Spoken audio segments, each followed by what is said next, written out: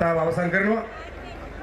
එතකොට තමුන්වහන්සේට මම කිව්වේ මේ රටේ තරුණ පරම්පරාවට ලබන සෑම අනුමත පෙර පාසලකටම රුපියල් 50000ක පොලි රහිත ණයක් දෙනවා. පෙර පාසල් ගුරුවන්ට රුපියල් 5000ක මාසෙයි අවුරුදු 18 ඉඳන් 25 දක්වා ශ්‍රී ලාංකික සෑම තරුණයෙකුට අපේ ගෞරවාචාර්ය මේ මොහොතේදී පිරිනමනවා.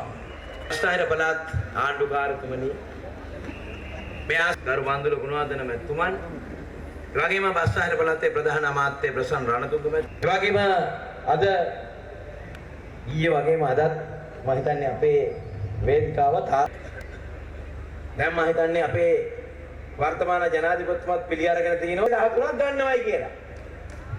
114ක් ගන්නවයි කියලා. මේ රටේ අගමැති වෙන්න කියන කාරණය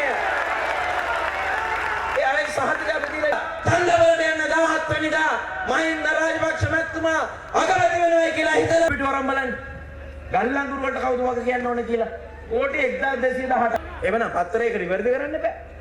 එමනම් ඒක බොරුයි කියන්න එපා. එමනම් නඩු දාන්න. කෝටි 1218කට වග කියන්නේ කවුද ගල්ලංගුරු වල? උදව්. දැන් කියනවා අපේ පිරිසිදු ලයිස්තු වල ආපු හැටි අසරණ පුද්ගලයන් මරපු හැටි ප්‍රේම කීර්ති ඒවට උත්තර දෙන්න ඕනේ අනුර දුසානායකලා. අගට එන්නේ රනිල් වික්‍රමසිංහ ටයර් සෑය දම යට ගහලා නැතිනම් පොල්ලක් දාලා කරකර කරනවා. ඒකට